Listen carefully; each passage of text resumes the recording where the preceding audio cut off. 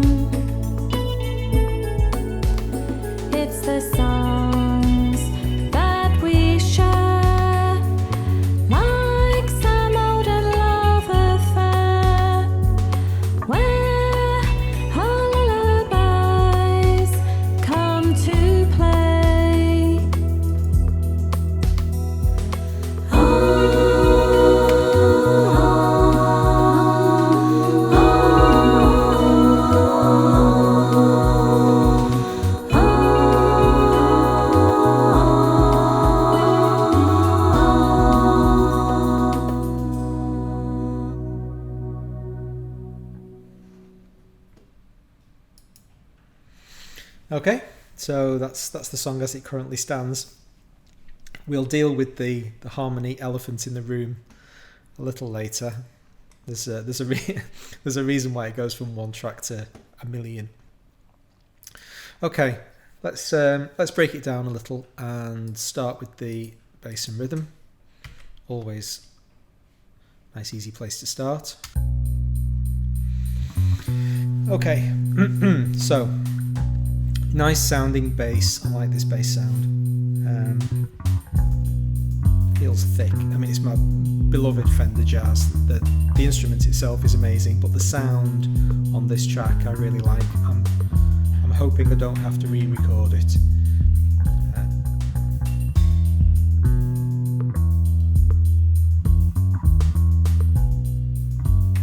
It's just a good day, you know, when your fingers feel good and it just sounds good as it comes out of the guitar. So we'll hope that stays. The drums, we've got 3 separate tracks of drums. Let's have a look at Machine first. So this is Native Instruments Machine. Just stop the song for a moment. So this came with the Native Instruments Complete Ultimate Collector's Edition. It's basically essentially everything that Native Instruments do, and at the highest level of subscription, you pay about £300 extra from the level below to get a vast selection of machine expansions. Now, if you don't own a physical machine, they're not that great. You know, they're very much like one shoe without the other. And I originally bought the pack without owning the physical box, and was in the end just too sad. I had the sounds, I had the samples, but I didn't have all the patches. So a couple of months ago, I bought a machine, and it is a great thing. Anyway, we'll deal with that another day. It's probably a building blocks episode all on its own to talk about machine. But the essential thing to take is that I generally start from the preset perspective and chip away, rather than starting with a blank palette and adding things in. I'll take what they give me and throw a lot of the stuff away that I don't like. Sometimes merge a couple of projects together and find nice sounds. So I'm very much kind of a subtractive synthesis when it comes to drums, and that's true for many of the VSTs. So if we just listen to Machine on its own, it's really quite simple. You know, there's not an enormous amount going on.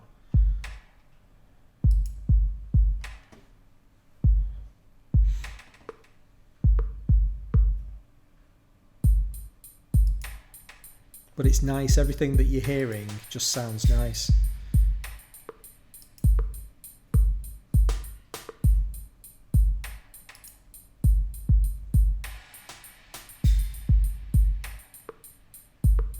Okay. Then we bring the groove agent in. Take Machine out. Have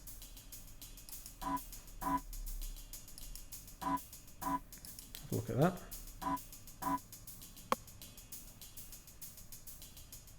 Quite simple. So the drums on this song are not supposed to smack you in the face. It's all supposed to be sitting quite nicely in the background and just providing a gentle bed of rhythm. And I think it works reasonably well. I'm quite happy with the drums. I think they need to be mixed better. It's one of the skills that I definitely need to acquire, to find a place for all of the drum sounds and to learn when too much is too much. I do tend to get carried away just throwing more and more drum sounds into a rhythm. So that's definitely something I need to tighten up on.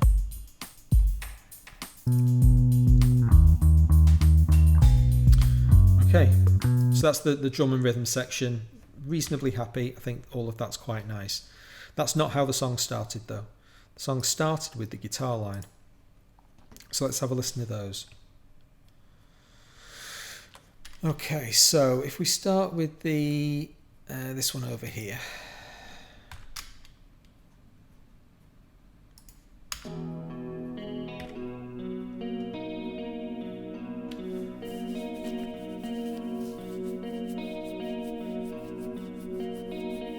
really simple.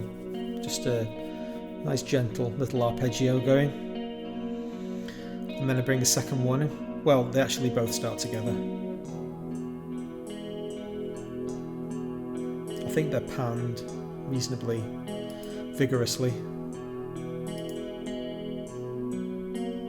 Okay.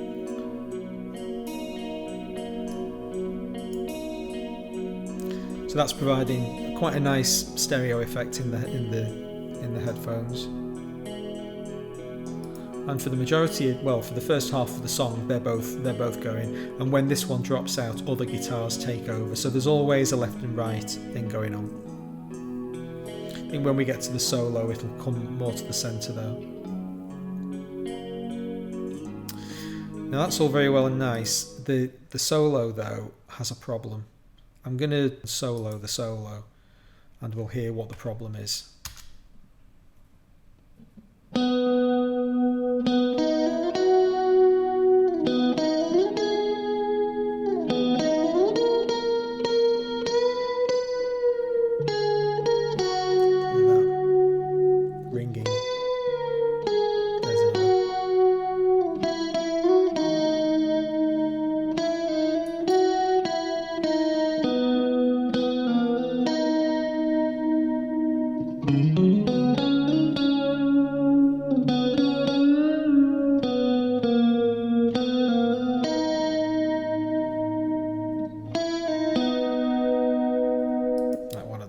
Really loud. That's because I'm playing with a plectrum. I'm terrible at playing with a plectrum, and I've been playing guitar for 30 years, and for almost that whole time, my natural instinct is to play with my finger. I discovered a couple of years ago that Jeff Beck actually plays with his finger, and I think Neil Schon does as well, or at least I have seen him playing with just his finger and no fingernail, just the finger. And that's how I want to play the guitar, but I've always resisted it because tonally you get that really sharp clarity with the plectrum. But I'm just terrible. Those notes that are ringing out underneath as I'm playing that solo, it's only when you solo it, unless you're listening very carefully on a good system, you don't really hear those artifacts. I could get away with them not being there, but they are polluting the sound. This is stuff that, I shouldn't be allowing to happen. So I think I'm going to re-record that and play it with my finger, and we'll compare when we come back for episode 2. It's only very recently I actually soloed this track and I heard all of these artifacts, and I was kind of appalled because I love the sound of the solo. I think the notes are nice, and I think it's well played. The strings that I want to hit, but the strings underneath that I don't want to be sounding, they're just ringing out. And rather than trying to battle something that my instinct is telling me I shouldn't be doing anyway, I'm pretty close to just giving up that fight after 30 years and just playing with my fingers. So we'll see how it works. That's yet another. There's a lot to talk about with guitar playing style, and it's something that I very much want to evolve as we go on this project. But I just wanted to bring your attention to that. I know that's wrong. I know that's bad. Okay, the keyboard sounds, the synth sounds are pretty minimal in this song. We've got this carpet layer is a Hallian Sonic keyboard sound. And I think there are 2 of them. I'll just jump forward so we can hear them both. Okay, so a gentle pad. It's a really nice effect, with a little bit of a melody thing going over the top. So that's nice. Then these beautiful bells is a Native Instruments FM8.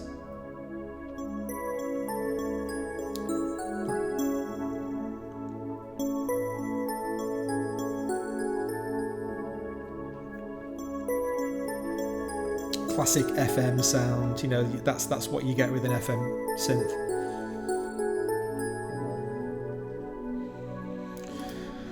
And then a little bit later on we have another pad given to us by Steinberg's Pad Shop.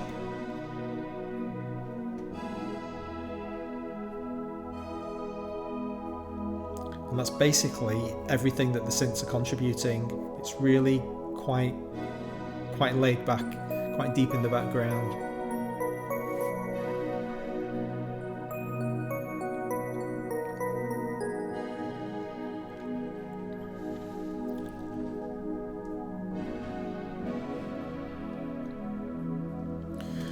Okay, that's enough of that. There's a guitar that I hadn't introduced. Let's have a quick listen to that. So this, I've called it strong guitar. Not altogether sure why. So that is doing this kind of thing. Let's bring a little bit more backing in so it doesn't sound quite so naked. There we go.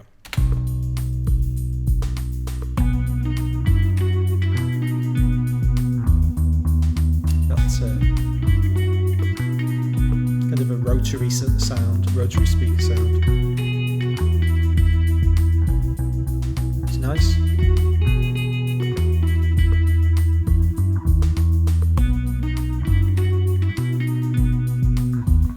And that's basically it for the music.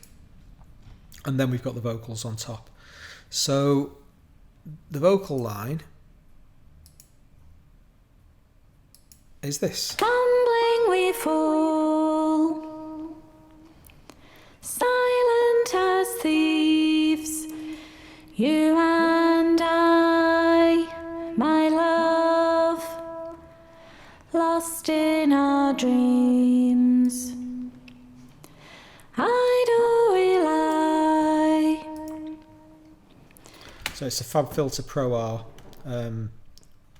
reverb that we're hearing there. Sorry, on top of this replica delay. It's the combination of the two that's making. In fact, it's the replica that's doing the majority of the heavy lifting in that sound. Painting a scene, you and I, my love, timeless it seems. Okay. So what happened over here is that I wanted to finish the song with harmony, and so we go from a single layer of vocal line to this craziness.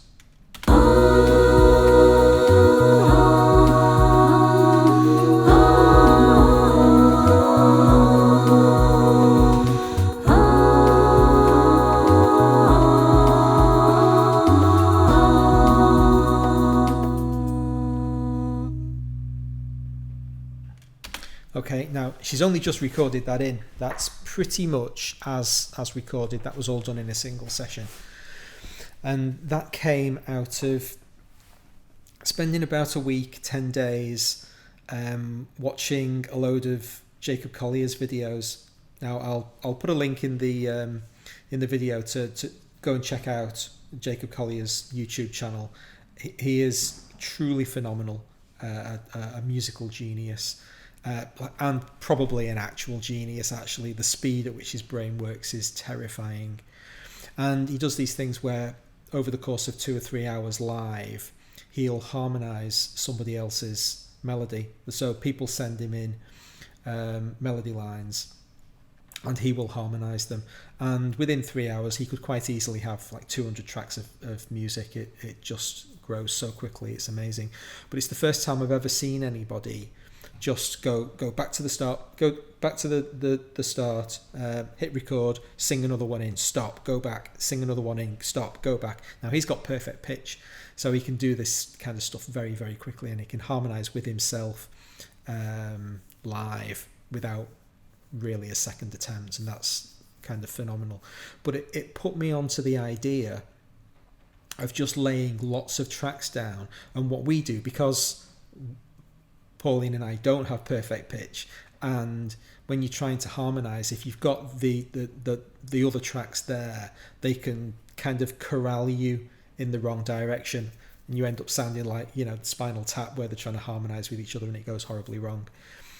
So we would mute each track. This was like an hour and a half session when we recorded all this music, and we just had it cycling round, and each time she recorded something, that would disappear, that would get hidden, so she wasn't able to hear what she was recording, and we just sang different. She sang different harmony lines. Some of them I played in on the piano and said, play these notes, sing these notes. Other times she just improvised over the top. And then I took them all, and a bit of pitch correction later, and not very much editing at this stage. That's what we have. So there's been no tone checking. I haven't actually gone through and listened to all of the lines that she's singing to try to find whether or not there are any notes that maybe clash, something that's like a semitone away or a tritone away that might sound ugly if you really zone in and listen to those things. So I intend to do a little bit of analysis on this harmony and find out what we've actually done. A lot like my approach in other styles of music. I'll just put something down if it sounds good, and then figure out later what I'm actually doing and which bits are worth keeping. So again, if you come back for episode 2, hopefully I'll have done a little bit of work on this harmony, and we'll get it sounding a bit tighter. I mean, it sounds. I'm going to listen to it again because it just sounds really.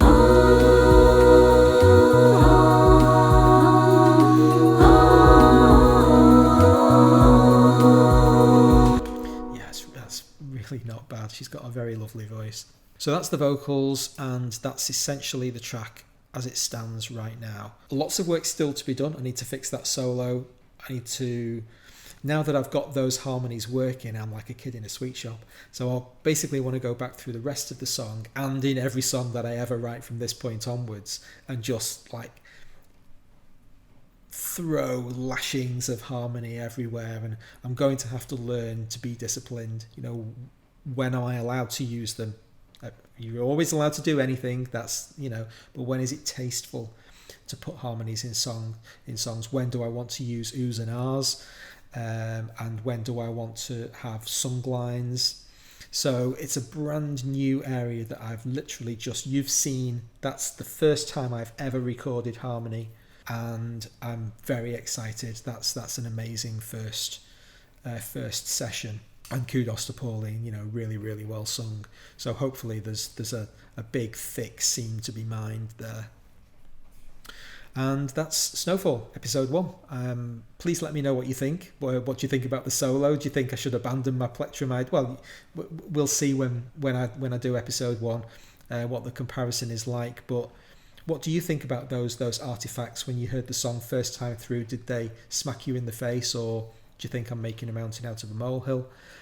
Do you like those harmonies? Do they sound as good to you as they do to me? Any other comments you've got on the song at all, really, what you like and what you don't like, please put them in the comments below. I'm all about feedback. I want to know what I'm good at and what I'm not good at, and what I can improve on. So if you want to see episode 2, please subscribe and hit notifications, and then you'll find out when it happens. And I very much hope you've enjoyed this episode. I'll see you again shortly.